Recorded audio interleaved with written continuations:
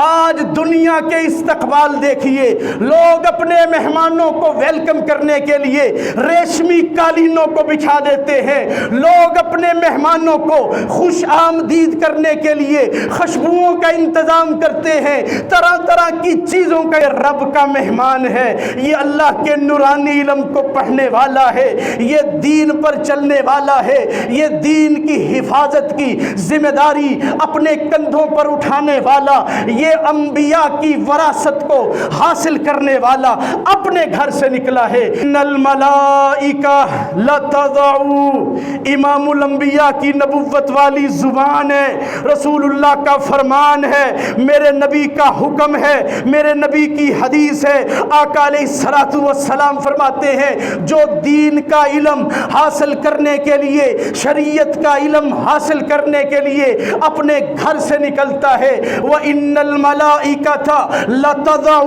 أَجْنِحَتَهَا تَحْتَ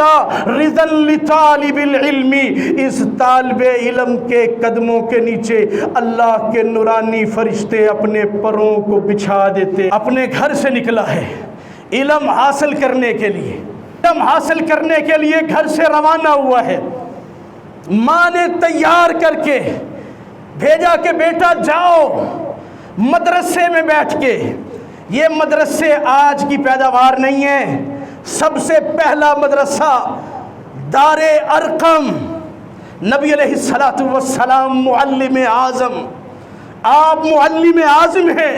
حضرت صدیق اکبر، عمر فاروق، عثمان غنی، شیر خدا حیدر کرار اس مدرسے کے طالب علم ہیں، پڑھانے والے امام الانبیاء محمد الرسول اللہ ہیں۔ دوسرا مدرسہ اصحاب صفا کا، صفا کے نام سے مسجد نبوی میں باقاعدہ مدرسہ بن گیا۔ آج اگر اسی تاریخ کو زندہ کیے ہوئے ہمارے مدارس، دین کی شمع کو روشن کیے ہوئے، ہمارے دین کی حفاظت کرنے والے، یہ اسلام کے قلعے جہاں سے عالم تیار کیے جاتے ہیں، جہاں سے محدث تیار کیے جاتے ہیں، محقق تیار کیے جاتے ہیں، ماں نے، باپ نے اپنے بیٹے کو تیار کیا، بیٹا جاؤ مدرسے میں جا کر کے دین کا شرعی علم حاصل کرو، دین کا علم حاصل کرو، شریعت کا علم حاصل کرو۔ اب یہ گھر سے روانہ ہوا ہے، اب یہ گھر سے نکلا ہے، مدرسے کی طرف نکلا ہے، قال اللہ کی طرف نکلا ہے، قال الرسول کی طرف نکلا ہے، یہ کامیابی کی طرف نکلا ہے۔ اس کا پروٹوکول کیا ہے؟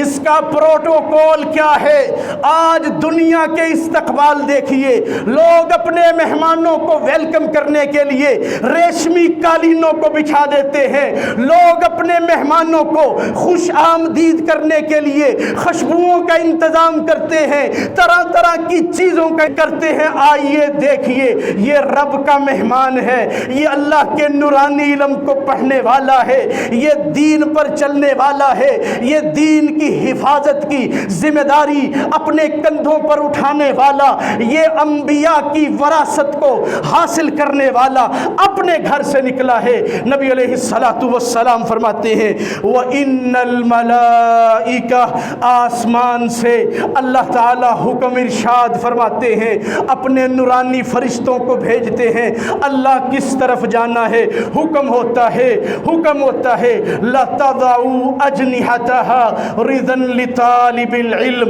فلاں علاقے کے فلاں محلے سے فلاں بچہ اپنے گھر سے اللہ کا علم، دین کا علم حاصل کرنے کے لیے نکلا ہے، آئیے اس کے پروٹوکول کے لیے اس کے ننھے سے قدموں کے نیچے اپنے نورانی پروں کو بچھا دیجئے۔ وَإِنَّ الْمَلَائِكَةَ لَتَضَعُ، امام الانبیاء کی نبوت والی زبان ہے، رسول اللہ کا فرمان ہے، میرے نبی کا حکم ہے، میرے نبی کی حدیث ہے۔ آقا علیہ الصلوۃ والسلام فرماتے ہیں جو دین کا علم حاصل کرنے کے لیے، شریعت کا علم حاصل کرنے کے لیے اپنے گھر سے نکلتا ہے، وَإِنَّ الْمَلَائِكَةَ لَتَضَعُ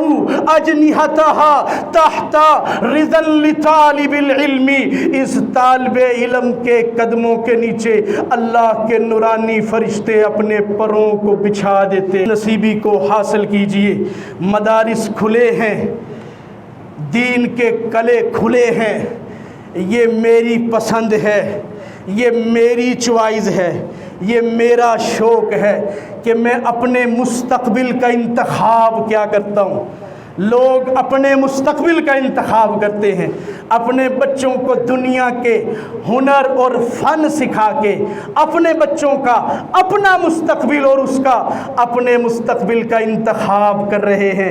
آئیے میں بھی اپنے مستقبل کا انتخاب کروں کہ اللہ مجھے اولاد دے، اللہ مجھے بیٹا دے، میں اپنے بیٹے کو اللہ کے دین پر لگاؤں گا، اللہ کے دین کا قاری بناؤں گا، اللہ کے دین کا عالم بناؤں گا، اللہ کے دین کا محدث بناؤں گا، اللہ کے دین کا محقق بناؤں گا۔ اگر اپنے بیٹوں کو نہیں بھیج سکتے تو کوشش کریں اپنے پوتوں کو بھیجیے، اپنے نواسوں کو بھیجیے، اپنے بھتیجوں کو بھیجیے، اپنے بھانجوں کو بھیجیے، گلی کے محلے کے کسی فرد کو، کسی غریب کو، کسی مسکین کو جا کے کہیے اپنا بیٹا مجھے دے دے، آپ کے بیٹے کی تربیت میں کروں گا، آپ کے بیٹے پر خرچ میں کروں گا، میرے خرچ پر یہ مدرسے میں بیٹھ کر پڑھتا رہے۔ ایک وقت آئے گا اللہ اسی بچے کو، اسی بیٹے کو، اسی بھانجے کو، اسی بھتیجے کو